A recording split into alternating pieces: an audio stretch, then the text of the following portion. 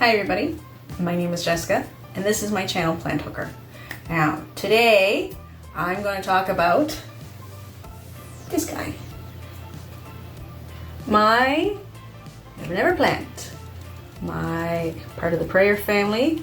Maybe I can get one of the nicer leaves. My Ctenanthe Setosa, aka Ctenanthe Gray Star. Now I know he doesn't look like much because he's had a pretty rough time in my house. When I got him, he was this big and about yay wide. I had purchased him at a large box grocery store, Sobeys, about 2 years ago, or going on 2 years, and I didn't realize at the time he had soil mites. And when I got him home, he was in a 6-inch, and I could see his roots were coming out the bottom. And I put him into a 7-inch terracotta pot. And I don't think he liked the terracotta pot too much. And I put him in my son's room, my youngest, which is a north-facing window, bright north window. And it seemed okay until the soil mites started decimating his roots. And so I had to get rid of those, and to try and give him a little more strength or whatnot to come back, I put him in my room, which has a south-facing window, and then my cats ate him. He only had one leaf survive that massacre, and that's this guy here. And it's the only leaf that survived. And you can see like all the damage they had done. So to try and get him healthy and good again, I dropped him from the 7 back into a smaller 6. Hello, dears. It was probably him that ate him. And once I put him, because this was the only leaf left. There was nothing left. So that was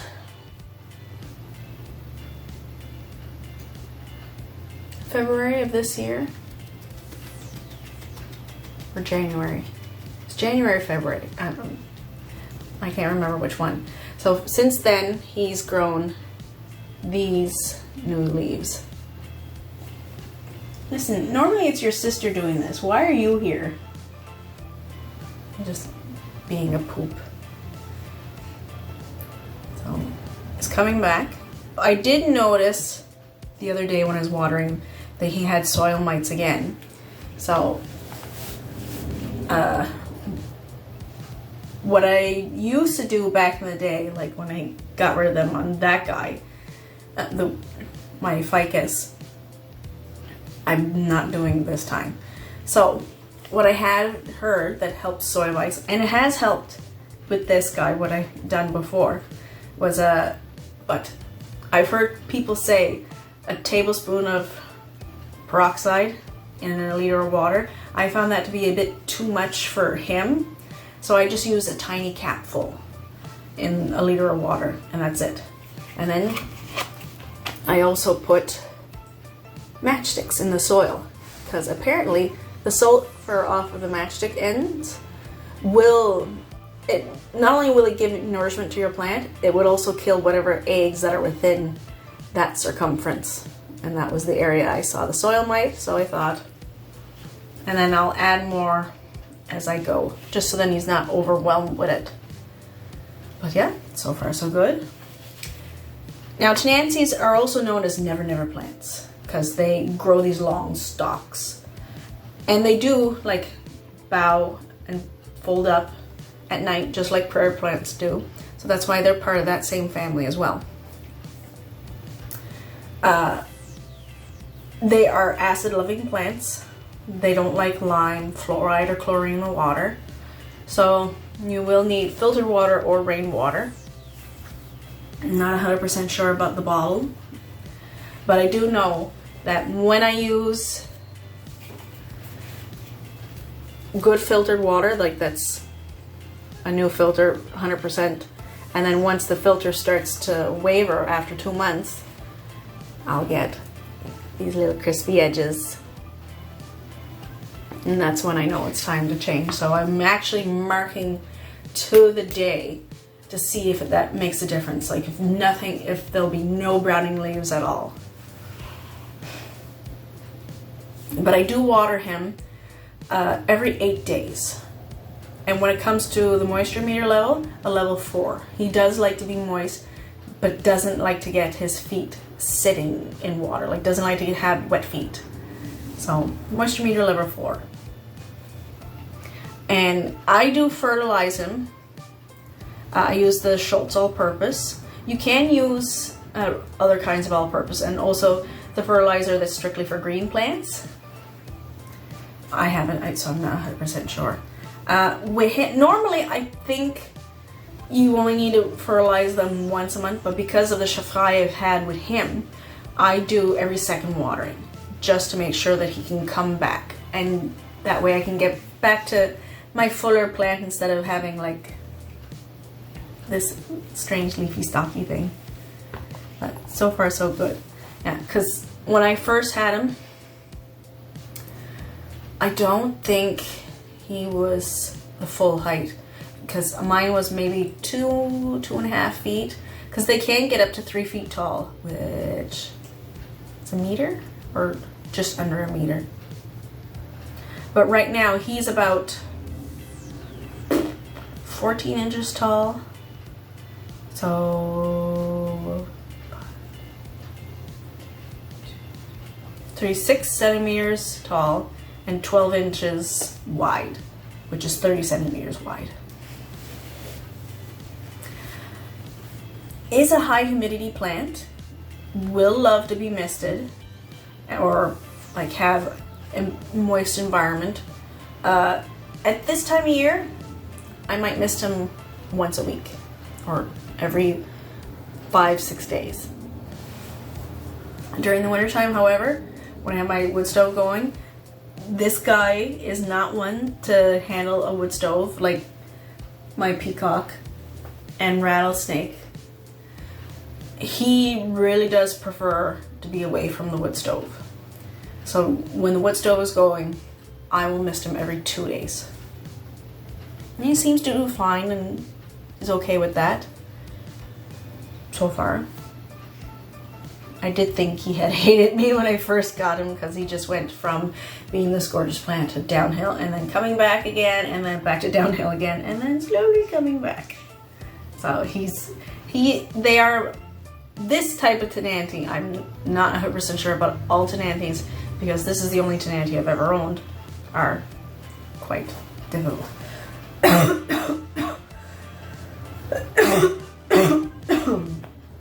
Oh, excuse me. I'm losing my voice here. I do clean him. Not so much during the winter as I do during the summer. Mostly because in the summertime, I don't mist him as often as I do during the winter. So I'll do him about every 3 months, just so that he can get like proper photosynthesis. And the ideal temperatures for these guys are between 18 and 24 degrees Celsius. So that's the wood stove is like now, kind of like a no. But if you're in a hardiness zone 8B, he can go outside year round. However, for myself, because I'm in a 5A/B, he can only go outside between June and September. That's when they seem to be able to handle the weather here on Cape Breton. Yeah. Now, when it comes to soil, the current soil that I have him in is the all-purpose with extra drainage, like extra perlite. Excuse me. But the preferred soils are the tropical soil and coco coir. At the time that I downsized him, I didn't have that at the time. I just had the all-purpose with extra drainage. And because it's like, oh, we gotta save him. Sensitive to drafts, doesn't like cold, can't handle drafty windows or drafty rooms. the room I have him in, he's still in my bedroom. He's on my dresser, so then the cats can't eat him. But he does have 2 grow lights on him, so that way he can hopefully grow and come back better. So far, so good. Now, common issues with these guys would be like black spots. Now, most people would think black spots would be like a sign of overwatering. No. When you see black spots, you have a pest infestation. And not only do these guys get infested with soil mites, they get plagued with thrips,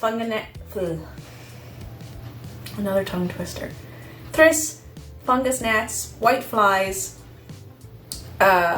spider mites, and mealybugs. All of the above.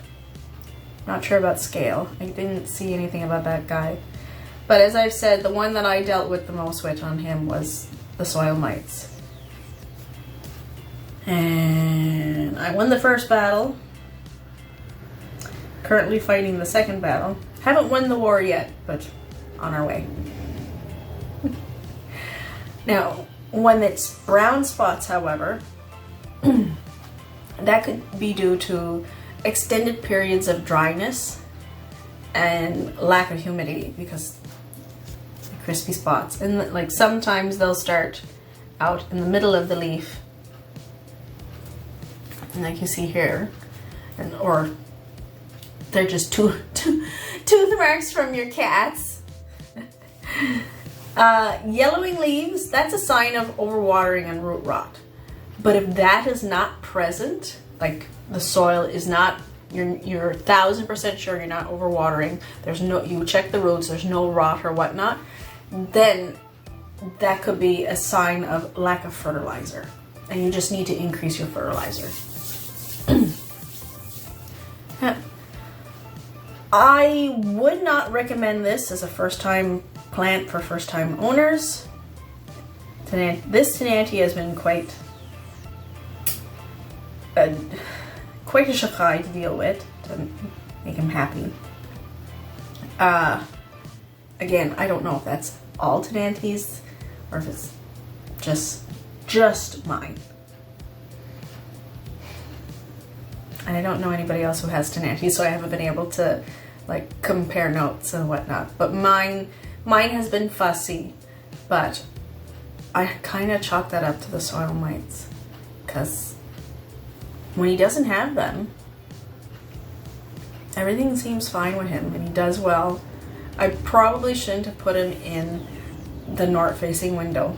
I had assumed because when I bought this guy, the name was Prayer Plant, I figured he would be like my Amaranthus, because I've got the Ctenanthe and the Leucanera, and they both love the north-facing window and they're thriving in it, especially my Leucanera. So I assumed the same with this guy, but I was wrong. I will admit my mistake. But so far so good. I still love this guy, even though he's a bit of a pest and gives me issue. I do still love this guy. So if you have any questions, shoot me a message. If you like the video, give me a thumbs up. If you don't like the video, give me a thumbs down. Everybody has a right to their opinion. If you really liked the video, subscribe. And as always, live long, plant on.